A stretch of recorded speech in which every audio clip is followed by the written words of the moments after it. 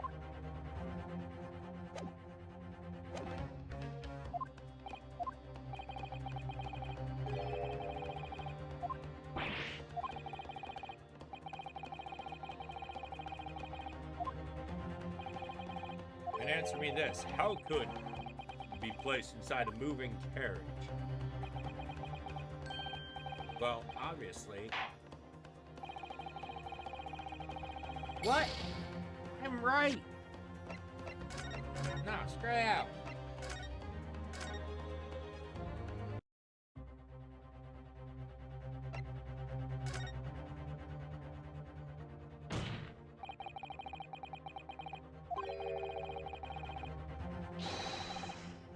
Objection!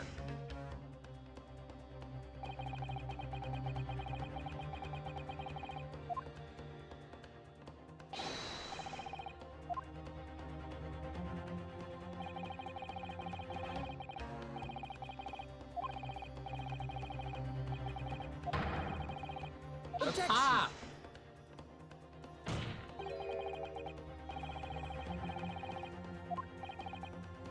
Well, really? Yep.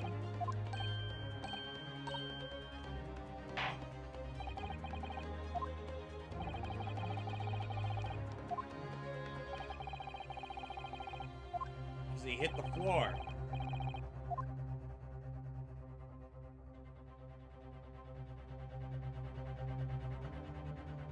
Take that!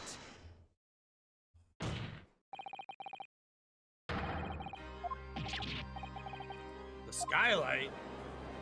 The murder took place on top. Objection! Objection! Skylight may well be large for somebody. Objection!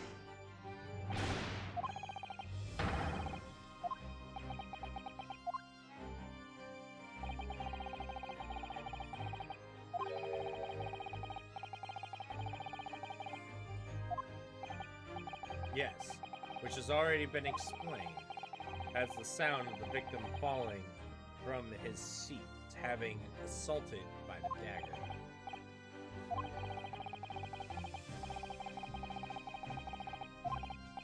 A noise loud enough to cause Miss Bennenstrad to let out a large involuntary cry. Good gracious!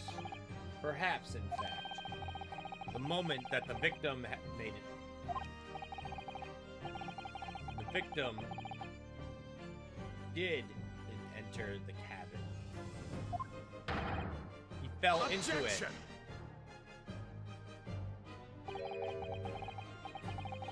The victim fell from the skylight into.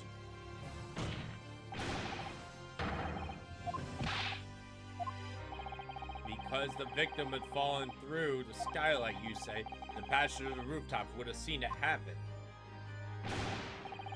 And yet, not one person made a mention. Well,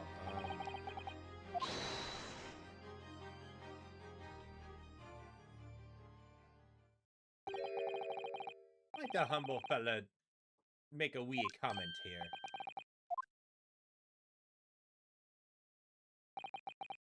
To be sure now, two fellows were sat in the roof testified for, said nothing about the victim falling through the skylight.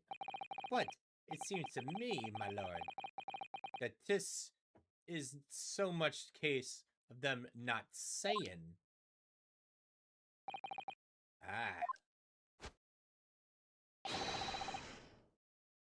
This is the case of being unable to say. What? I think perhaps the two fellas do we have something to compel a reason not to mention what happened. Wouldn't you agree, fine ladies and gentlemen of the jury? Hmm? Oh my goodness, surely not. Two chaps on the roof? You mean the one who stuck the knife?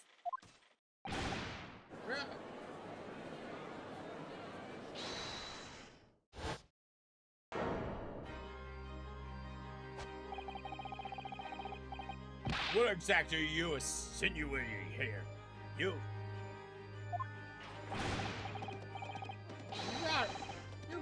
said You're insinuating. This is an outrage. Yep.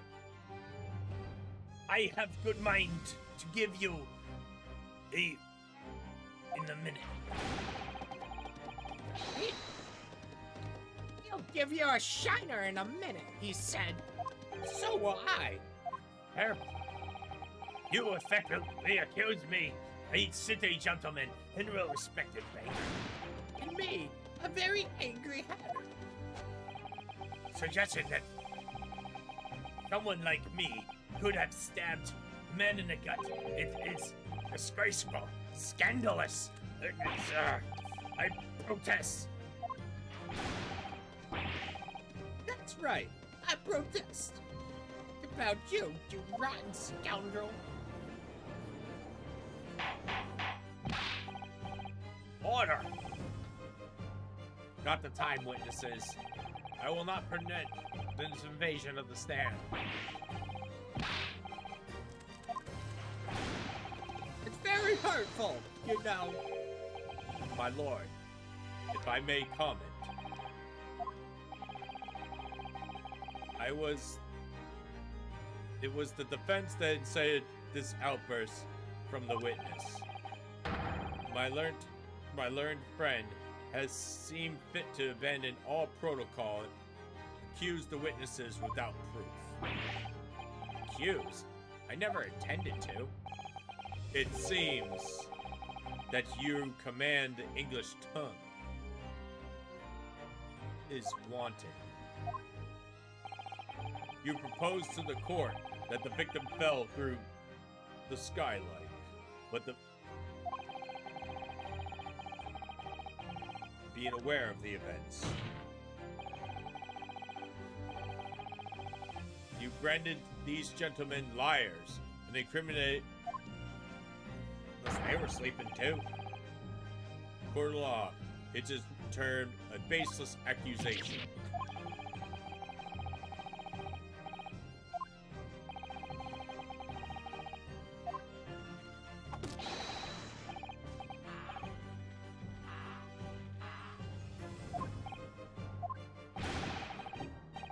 Thought there was something fishy about that hat. The moment I laid eyes on that fellow.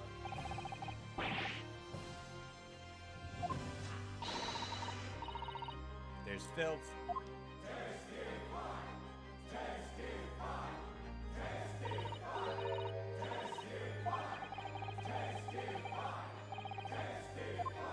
Yep, testify. My lord.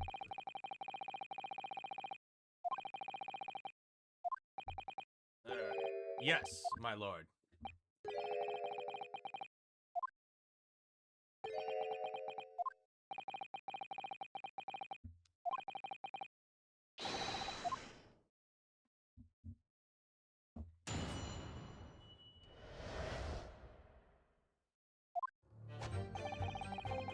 You're the only two people I'm gonna fight with this.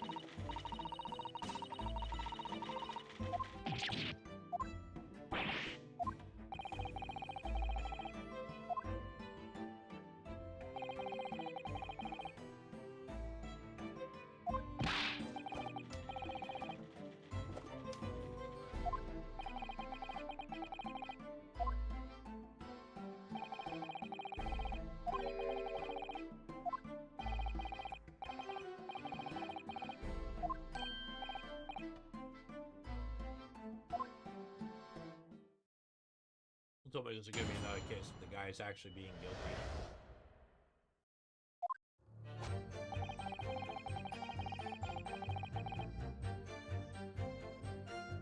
Hold it!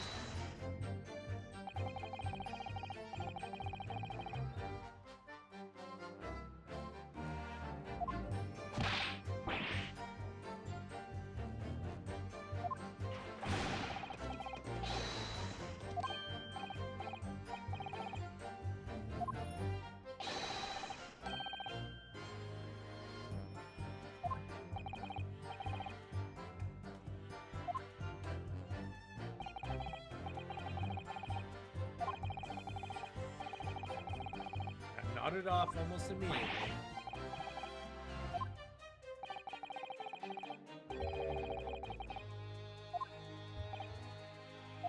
Yeah, this is a courtroom. You need evidence.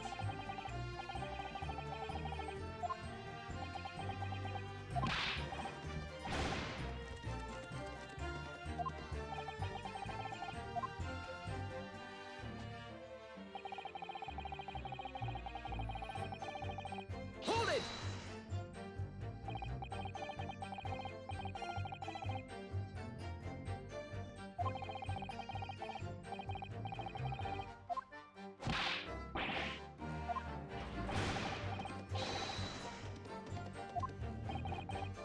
Perhaps one.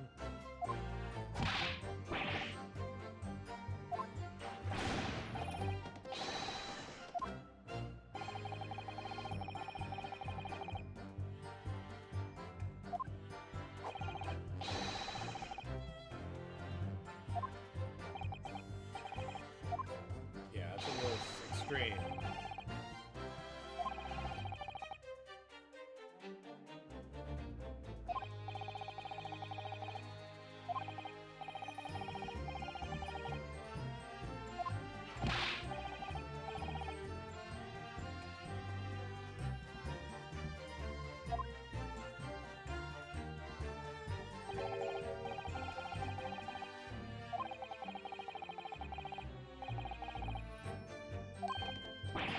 Oh my god.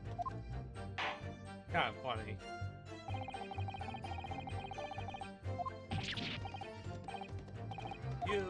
You.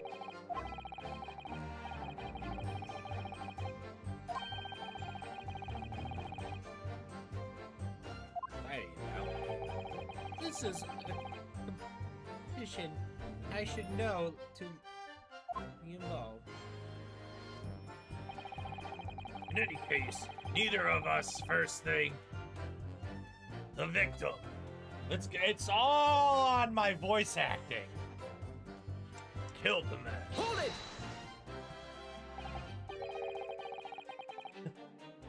It's a murder mystery. So, you never met the thrice-fired Mason before? No, not once. Never. He never met the man before. He said, never. And you, Mr. Faust? That's right, sir. Hatters don't have much to do with the brickmakers. To be perfectly honest. No, I imagine not. You see, how many different ways I can put this? Neither of us. Well, no. Well, what do you... Excuse me. Yes, Consul? What can I be doing you for? Did the witness' last statement give you a pause for thought somehow?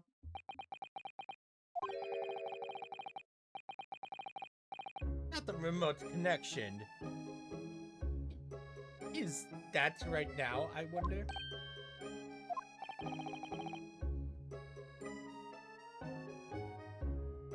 What are you insinuating? Mr. Fairplay, had been too long. Eh? Very much mistaken. I believe 'tis fast approaching, is it not? Your repayment date. I beg your pardon? borrow 20 guineas from me, sir?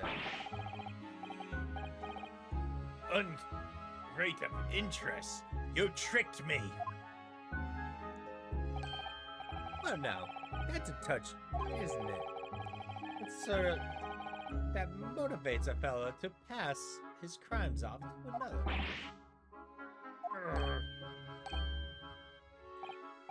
And Mr. Foe, you want me? You do be making hats for a living, do you not? That there sliding on your head. That's one of your own creations, is it? Well, I'm still an apprentice, you understand. Learn to find a perfect fit whenever... Perfect fit is that. Very uneasy to design, so I call it. Many customers like it, I tell you. Customers? Such as the thrice-fired mason?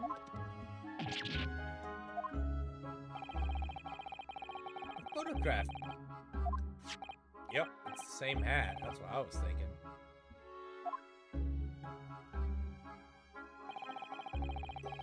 You think of the poor fella's hat looks distinctly familiar, don't you say? That's one of my hats. So it would seem the brickmaker's a customer of yours. So the customer I rated, you could have had wee quarrels with over stinks goods. No, sir, absolutely not, sir. Well, there's nothing more to add. I wouldn't be right to say that the two fellas here haven't had the remote connection to the... remote connection, you see. I rested my case. You little weasel. Urgh. He's better than I am. Gosh! Mr. Gillen went through his research.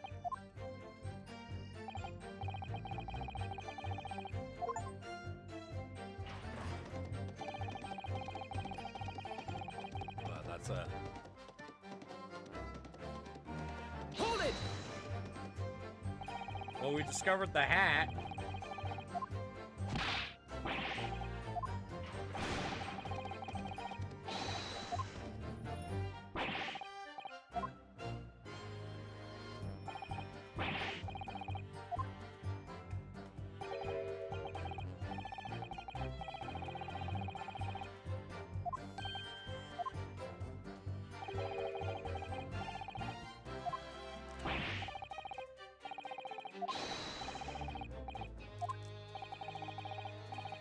Yeah, let's stop biting the cane.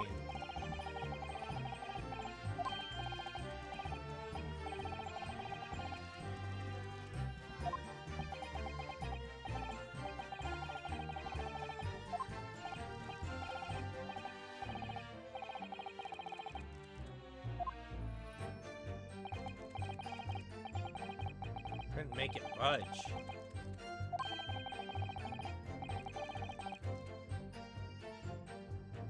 Everyone.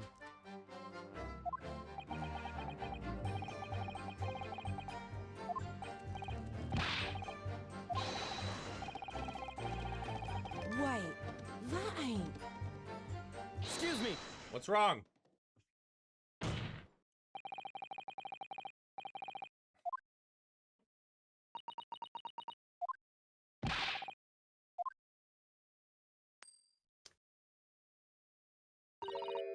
It opens.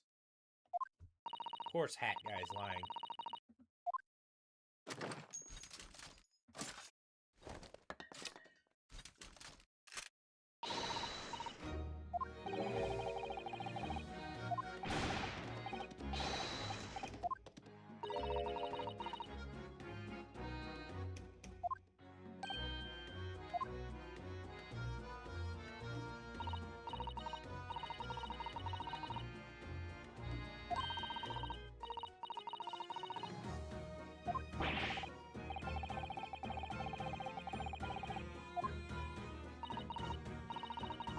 Oh, it's, better be known as a thief than a murderer, right?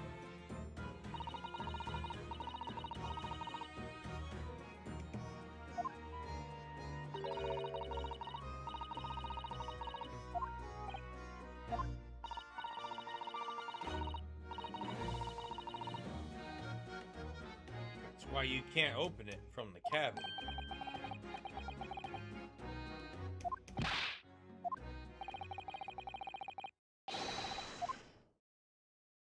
I could do it.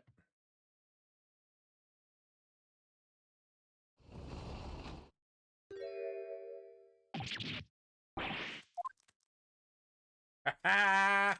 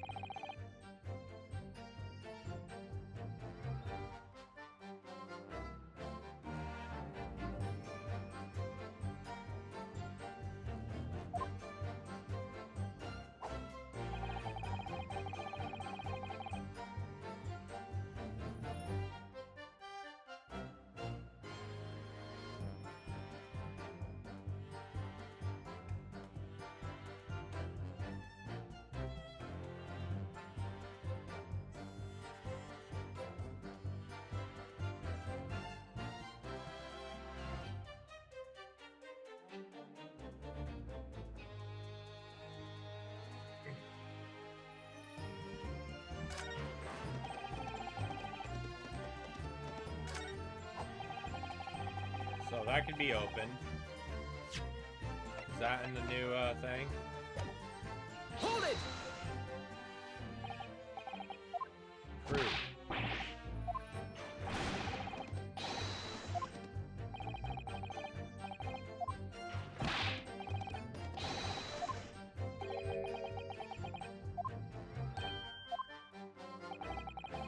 The hard evidence that incriminates yourself is now there.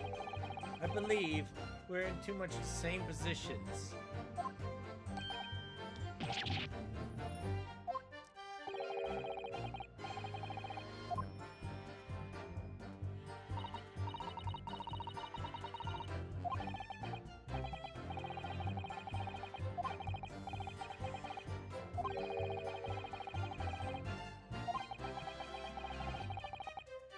Yeah, it's hard to know.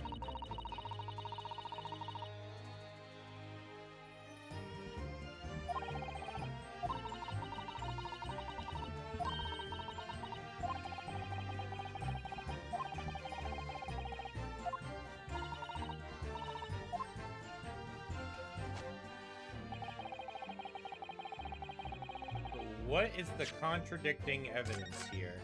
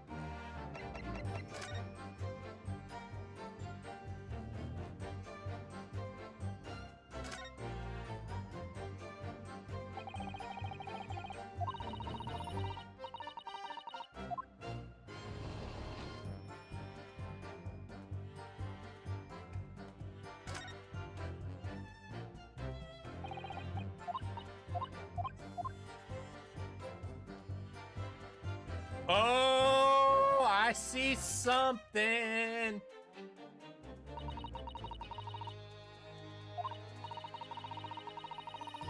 Are you kidding me? I didn't click on that.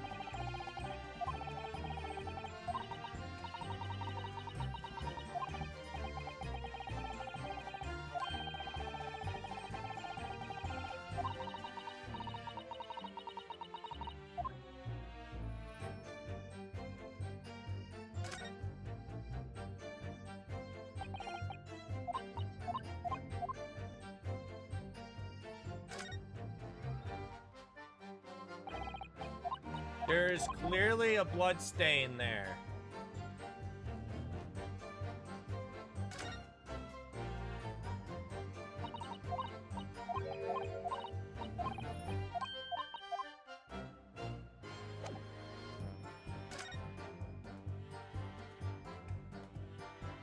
Still open. Maybe I can see it from the inside.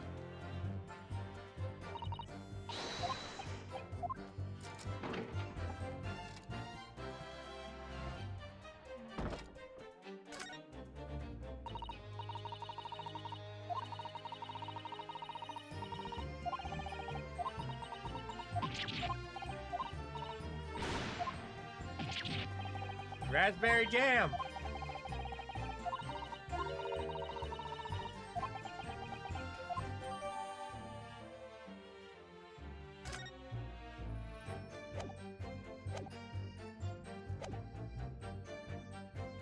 Hold it!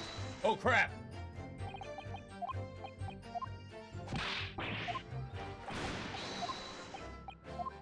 We got the blood.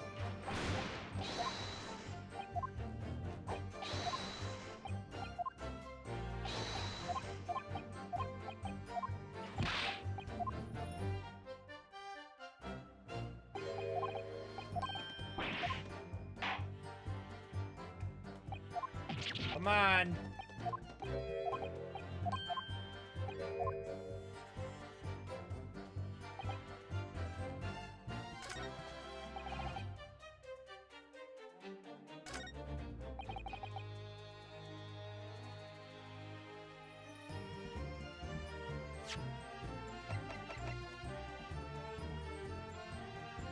Objection! What's this blood stain? Oh crap.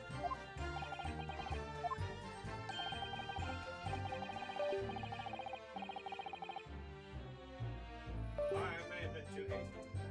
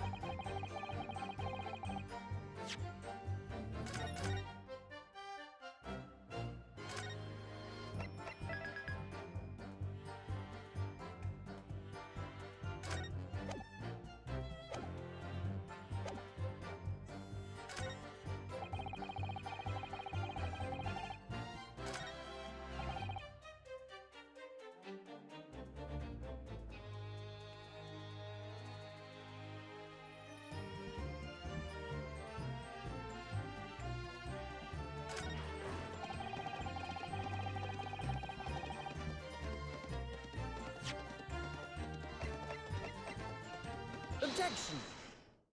I should have read more.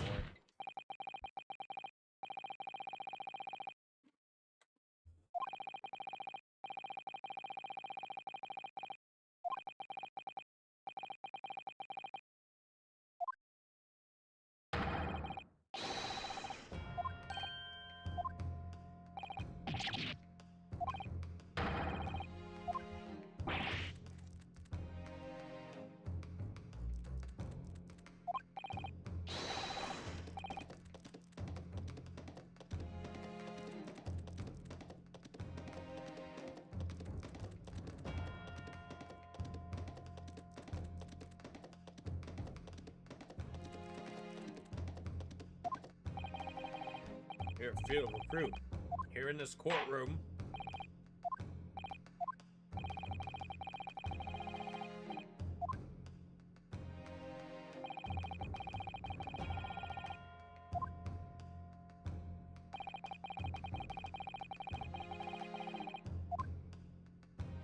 have to point it out. How come I couldn't show it before?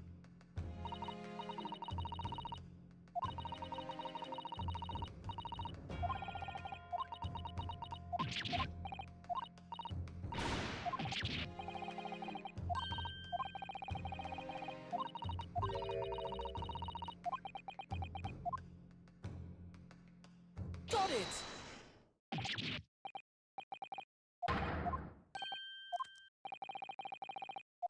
Dude, this guy's gonna break his teeth.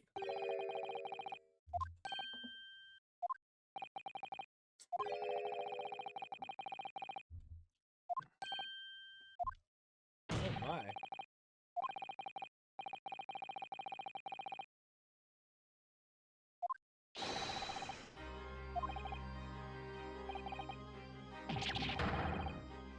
Oh boy. Bring me the innocence. Hold it!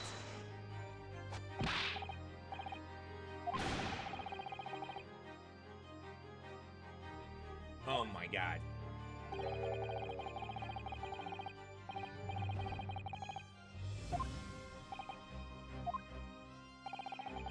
Let's keep in mind that the catches can only fasten on the rooftop.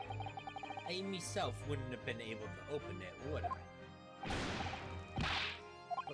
But...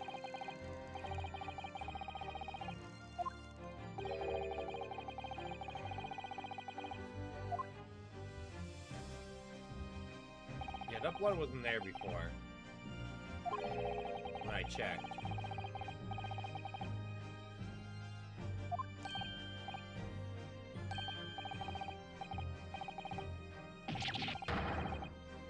Hold it!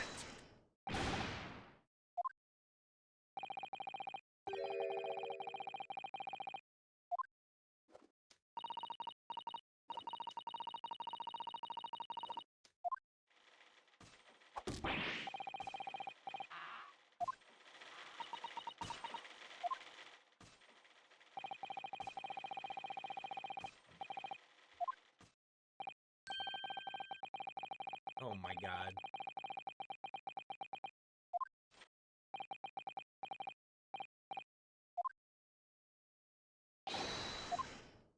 Objection!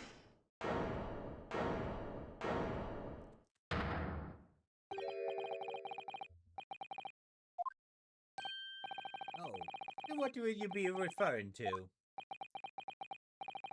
A blood stain on the frame of the skylight. Yeah, it was. It probably wasn't there before, was it? Null and void. For extreme reason. That blood spear never existed. That's what I was just starting to think, because the blood stain on the floor was not there. Objection! It's a different color, too.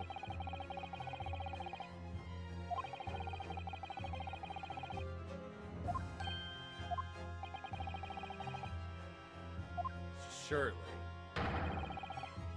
No such smear of blood existed in the carriage. At least, not until this trial began.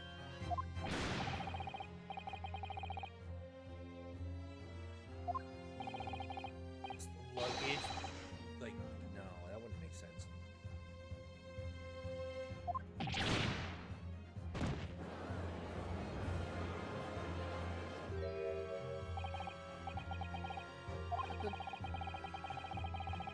I must say, I didn't expect such a crude reasoning from the prosecutor. He's not wrong, though. Well, I don't know about that part, but I know the floor didn't have any.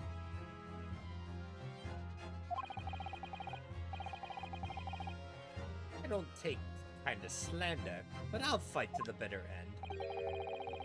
Even if it's rolling off the tongue of the Reaper of the Belly.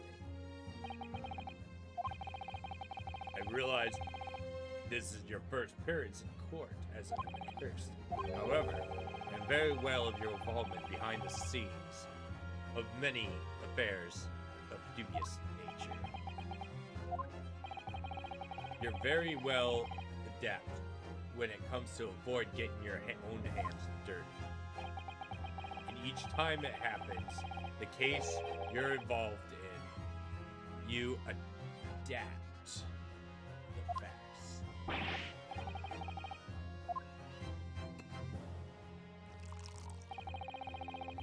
When you wield a fortune the size of misguided, however, an ill-gotten,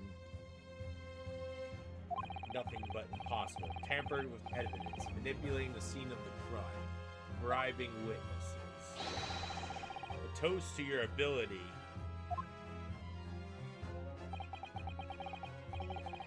this or not to do. Will it be, counsel? Oh yeah, I gotta make the decision. I'm probably supposed to lose this case. This does not sound like a rather far-fetched excuse from a desperate man.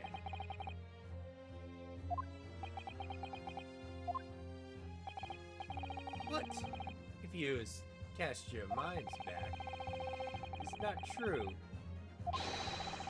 How could it be possible to smear blood without... Whoa.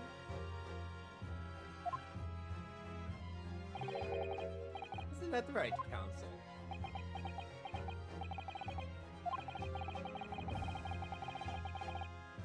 Nope, the smoke screen.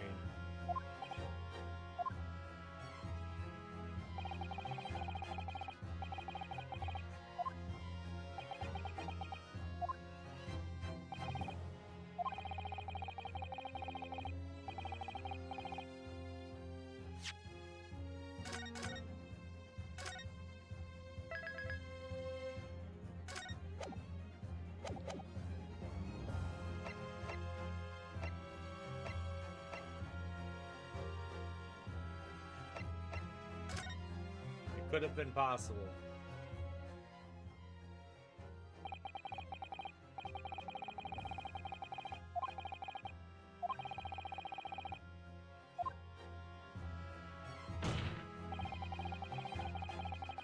Defendant didn't.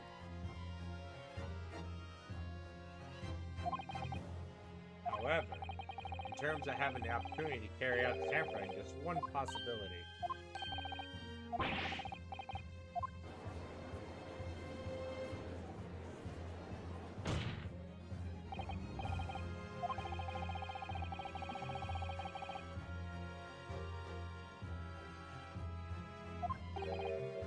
See.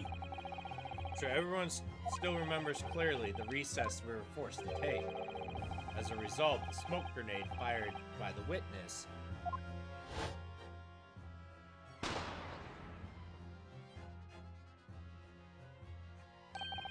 oh yeah, because he gave a signal. That's what I was thinking too. Because he said something as a signal.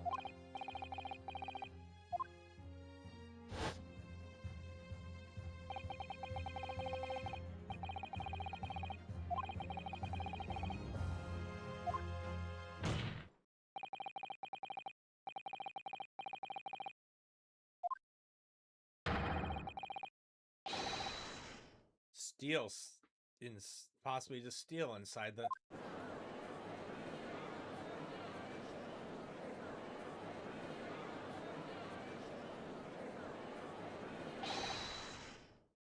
You wise? What are you trying to pull, ye? You're the rotten... You're supposed to be defending me. This is a wicked plot. This is a plot to undermine me, so it is. Objection! Whatever you think, changed nothing. The facts are the same. After this courtroom was evacuated earlier, as a result of the smoke grenade, a number of inconsistent materialized. Inconsistencies such as... Yeah, there was definitely storage there. I do remember that.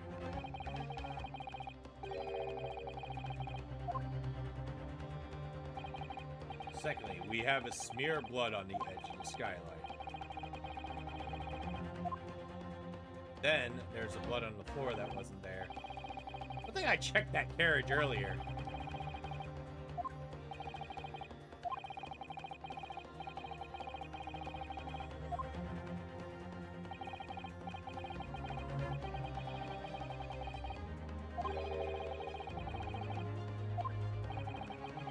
Indeed, my lord.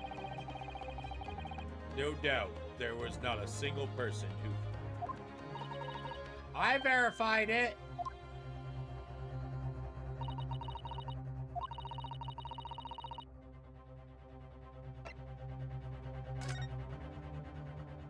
There was no blood on the floor when I checked.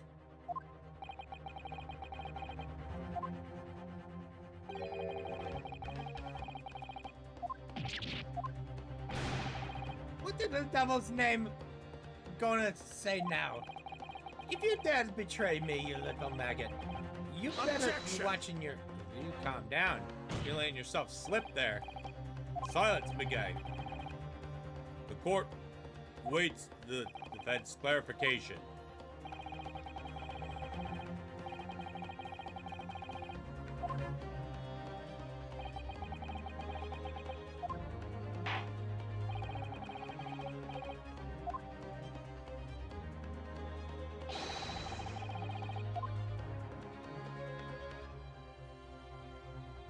Got it! Fell on the floor of the cabin. You would certainly expect... I don't know why I didn't think this one through. A bloodstain in the cabin floor was not there when it was brought to the courtroom. Good lord.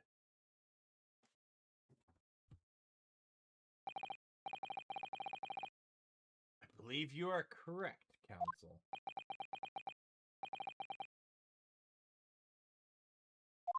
Well said. Although, as advocated for the defense, it was a careless slip of the tongue.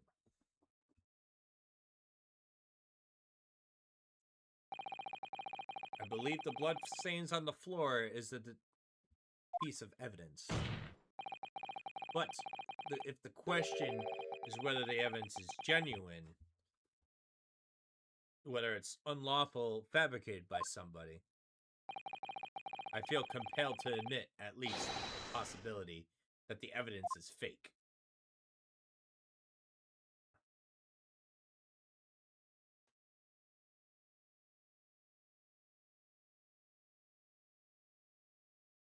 Very cool. This trial is over. Done everything I possibly can to cooperate with the court, but this is all over now. This is over, I tell you.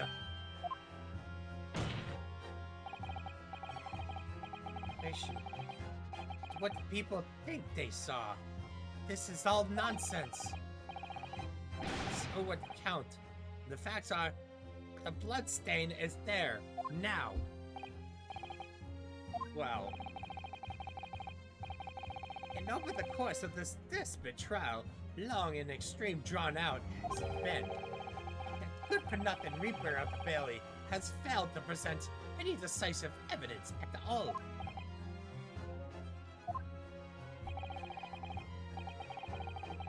Scandalized, so I thought better of Lord Van Zakes. Well, my lord? Must concur with the defendant. The affirmed recollection of the individual cannot stand as evidence. At this moment in time, the bloodstain, the absence of the credible methods of which prove. Objection! I regret to say that it would be improper in this trial to continue. Your lordship can't be serious. What is your position? The prosecution, my lord, has no further witnesses or evidence to present. Very well. In that case, I believe we explored every single possible avenue. As formally, I am forced to oblige confirm with the defense first. It seems that Mr. Guy would be found not guilty. So he needs to be found guilty.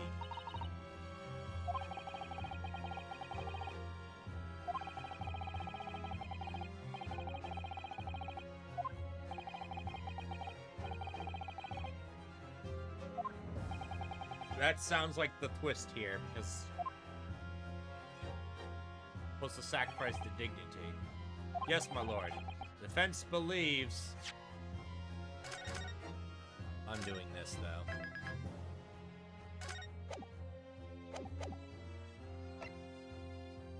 The defendant could be guilty. I'm here to the courtroom to say that I can't understand. However, at this moment in time, I cannot, in good conscience, attest fully to the defendant's innocence. What are you saying, man? Without any question, there's no conclusive evidence to prove the defendant is guilty. However, there's also no conclusive evidence to prove that he is innocent. Good gracious! Oh, he's a fuming!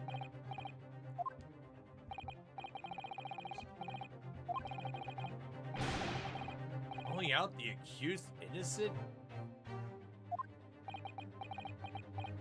He's gonna break out now. Oh! Tis the grandest decision to appoint you my lawyer. So it was a grand decision. What? I must say, I didn't expect quite an exciting spectacle at the end there, but still, here's for your troubles. Your job here is done, fella, and some fine work ye done. So you have. What do you mean? It's just as the right honorable gentleman's. The trial can't go on anymore. And your closing statement was there. How do you put it? Nothing more than a formality.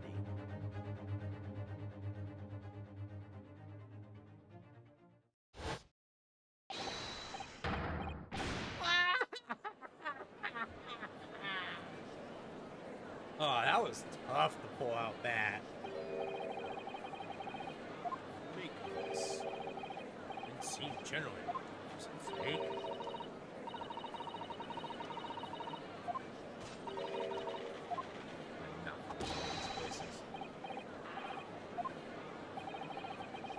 Real terror and chain. I never doubted the lovely man who gave us a park.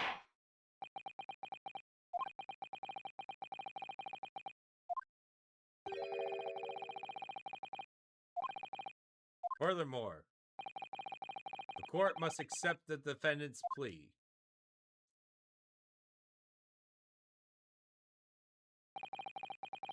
Thank you kindly, my lord.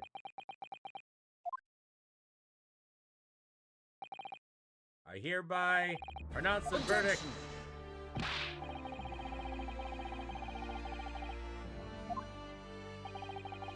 We don't know if the witness is telling the truth or a pack of lies. We have no idea about the truth.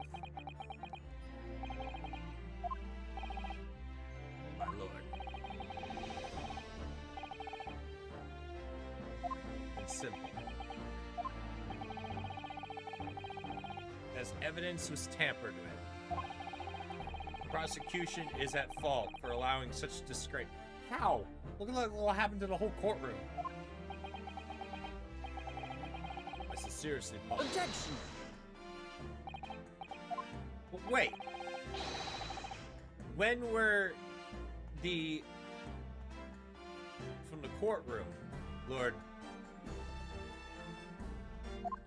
to be secured? I'm afraid the prosecution can't shun responsibility in this matter. That's so unfair.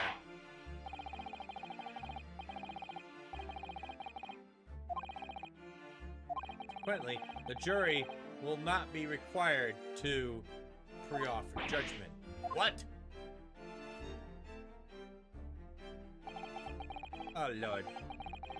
It's been a pleasure, so it has. As for you, dear fella, I couldn't have asked for a better defense.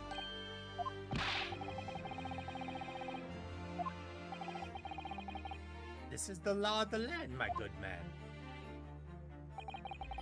If you like to pursue the matter further, you can always go ahead and try to change the law. I guess I'm gilded. You have more to say here. One thing, a warning. This is far from over. Well, something I've been looking forward to then. Are we literally can't do anything about this?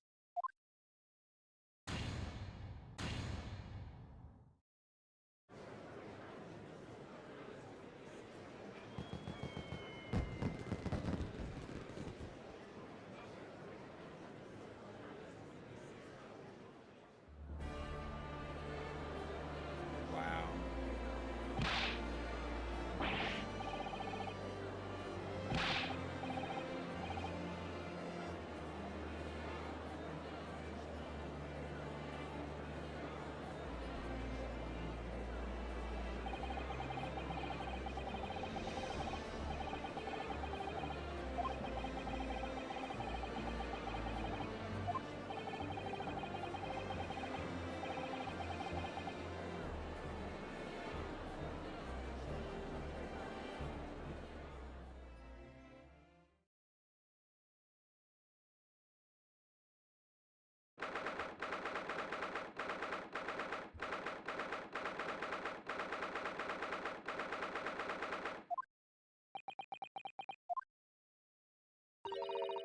Certainly was a long trial. Yeah, my voice is killing me.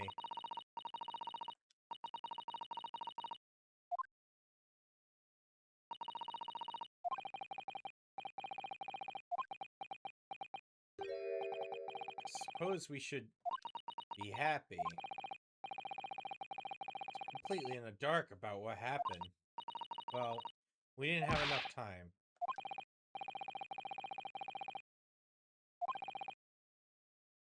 We don't even know that. Don't aim to the defense. Carried out your duties to perfection. Aye, you did. Oh my god.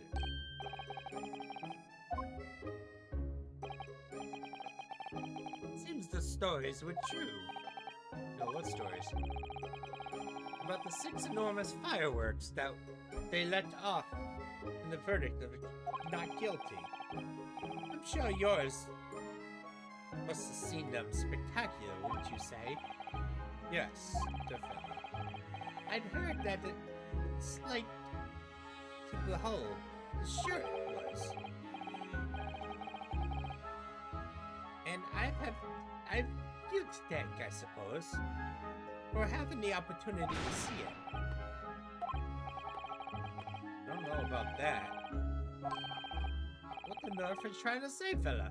How did I walk out of there a free man then? I don't think it was down to your planning. Yeah, straight talking fella, aren't you? I must say, you had me astray in the head there once or twice. But you're young and headstrong. This water under the bridge. Congratulations, Mr. Gadget. Having your name cleared. Nothing resolved. There's only one thing that matters to me. Oh?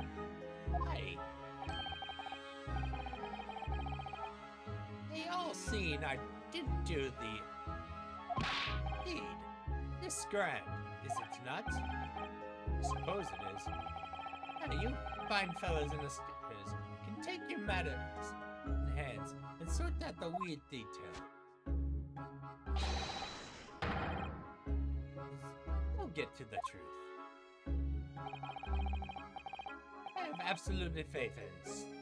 After all, I'd be providing a good number of their wages with all the taxes I pay. Well then, 1,000 guineas for your struggles. Oh, I couldn't possibly accept that much.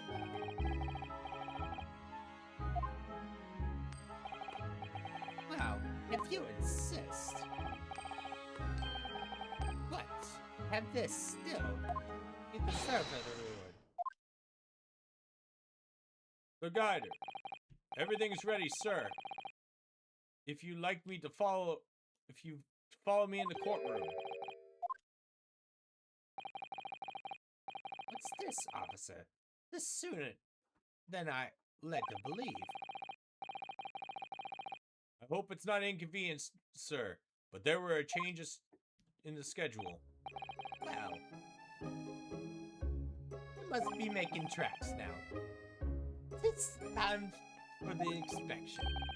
Sorry, what inspection? You gotta examine the omnibus again, so I'm told. I asked if I could be present for it myself. You're gonna examine it again? Naturally, I have no obligation to take part in more of this matter. But an upstanding member of the London Society, I do my best to help out when I can. Just a gentleman duty. So then, fare thee well. It was the absolute pleasure meeting you.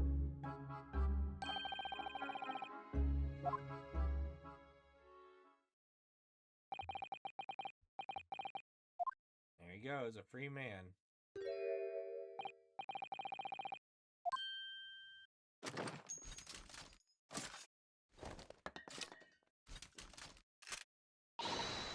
Don't move.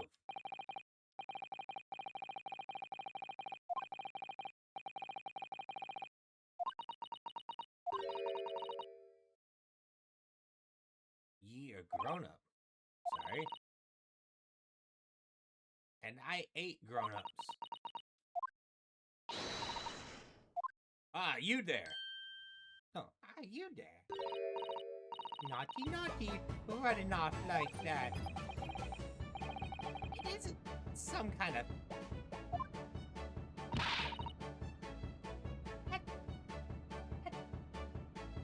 talking with you as well. I was looking for a trial run for my experiment smoke grenade launcher. Ah. Oh, do you want to play? You won't beat me. Excuse me, but who are you? Oh, good to you. I am, well, in fact, the inventor, I suppose, of the machine. Normally, the smoke machine... Oh, smoke grenades are dull, don't you agree? White, white, more white. Shrouded in smoke.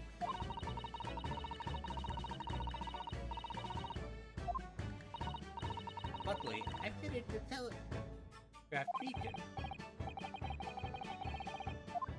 Yeah, what are you talking about? Anyways, you're coming with me now, back to my laboratory. To apologize, of course, silly, to my technician. You must say sorry to what you've done. A doll! I don't listen to dolls. Come along, follow me.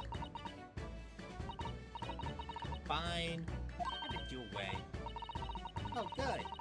You see, I knew you would want to do the right thing at the end. Yeah, she doesn't want to get shot. Well, we be leaving now then. Bye-bye. Sorry for all the fuss. was a lively one. Well, yes, you're right. But where to?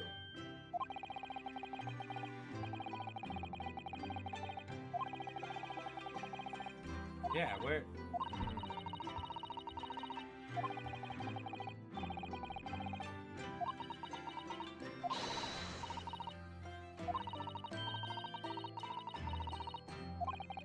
Yeah, the guided park, right? Gilded.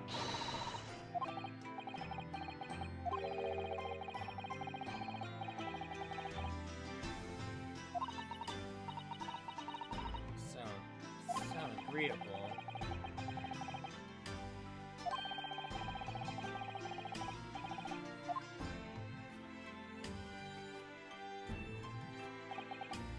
And so, the trial was determined my worthiness for the study tour. However, as we were soon to learn, there were more trying times ahead. The Reaper had warned the case was far from over.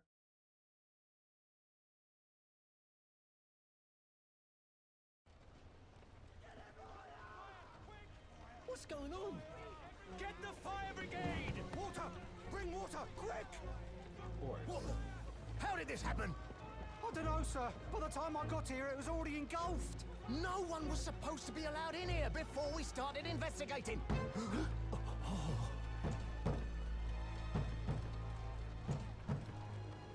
No. Oh, good God.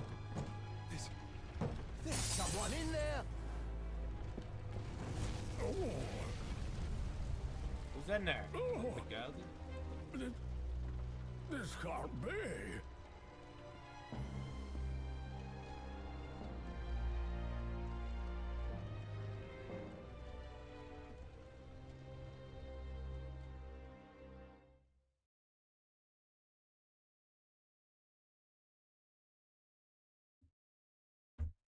And we'll find out next week, I guess.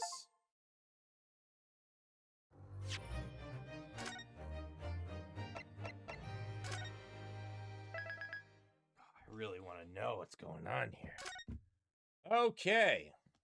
Well, that is my time for today. Tomorrow we're going to be playing Near Replicant, but thank you all for being here. Really appreciate it, and have yourselves a wonderful day. I'm going to go rest my voice.